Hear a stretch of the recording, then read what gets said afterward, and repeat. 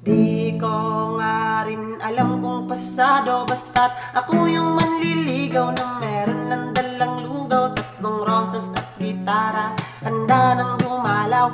Kung gusto mo din ng isaw, kaya kitang ipag-ihaw, simple lang akong manligaw. Inspirasyon ko